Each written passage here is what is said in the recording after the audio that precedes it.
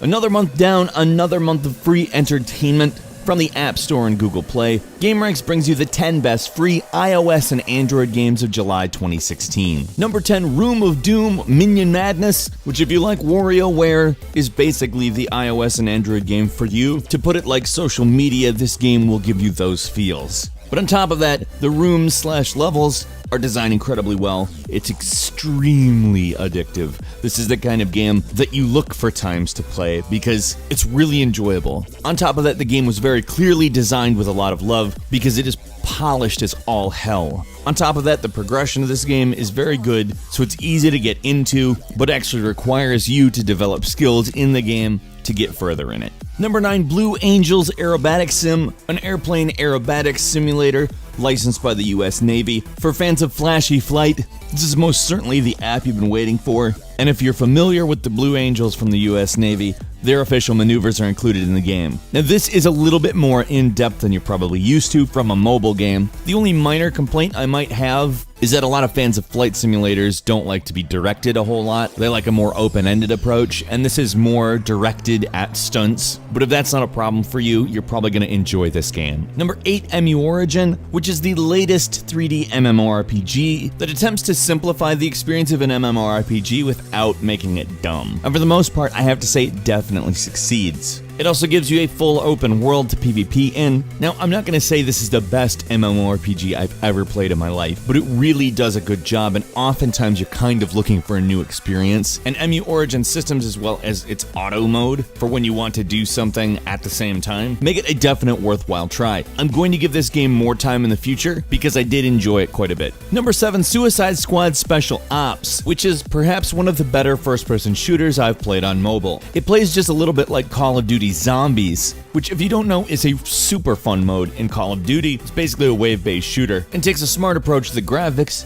going with the colorful but not super detailed look. It's not realistic, but it comes together and looks very nice. This game is seriously a load of fun. One thing to watch out for though, this is kind of a buggy game. I'm sure they're gonna fix it because there's a lot of people playing it, and the general consensus seems to be that it's a great game but needs some fixes on the bugs. But if you can handle that, play it now. I mean, it's a lot of fun. Number 6, Combo Critters, which if you're looking for some monster hunting action without the Go aspect, which we will talk about that later by the way, Combo Critters offers a spin on the Pokémon concept that makes it worthy of its own game. It takes a decidedly different style than Pokémon, with simplified battles and a more goofy approach to monster design, and the length of the game itself is a little bit short. You're able to beat it in about 3 to 4 hours if you really go hard. But the developers are also promising to extend both the content and features of the game. As it stands now, it is a great game and really enjoyable to play,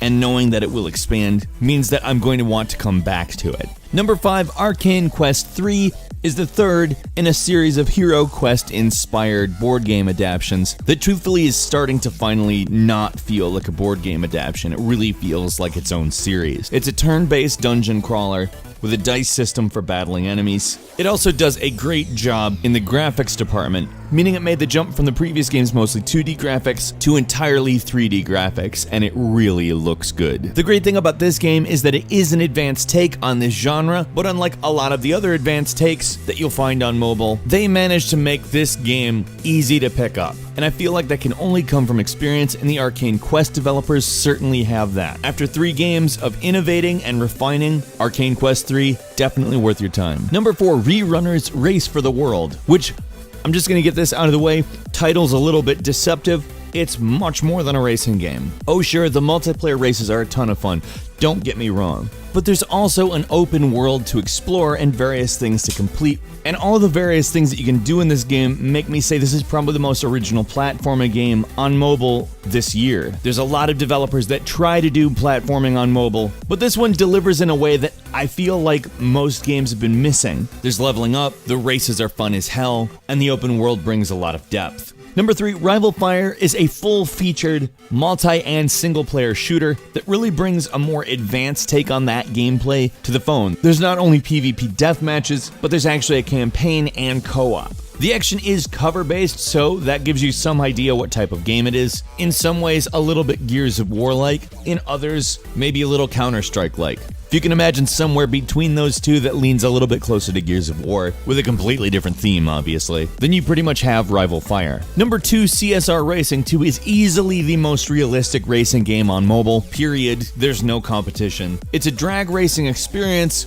where players race custom-built supercars and participate in global crew events either alone or with friends. This game is visually stunning and has controls that are tight and innovative without getting over-the-top different. As I said, there isn't another racing game on mobile that looks this good. And when it has the gameplay to back it up, I mean seriously, how can you go wrong? If you want drag racing, you want CSR Racing too. Number 1, Pokémon GO. What could I say about Pokémon GO that you haven't already heard? If you are living under a rock, it's essentially walking around finding Pokémon quote-unquote in the real world through an alternate reality type situation, catching them, and doing Pokemon stuff. And it is evolving. They just added a new tracker system, which is great because the original wasn't so great. And it's probably going to continue to evolve, much like the pocket monsters that you catch. It's a lot of fun. It's getting people out of their houses. People are meeting each other, having good experiences, having bad experiences, but the game itself, lots of fun.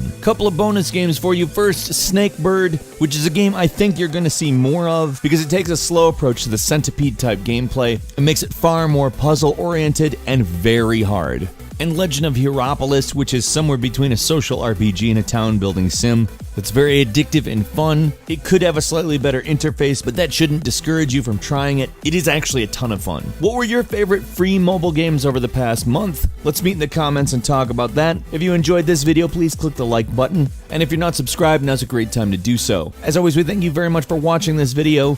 I'm Falcon. You can follow me on Twitter @FalconTheHero. And we'll see you next time, right here on GameRanks.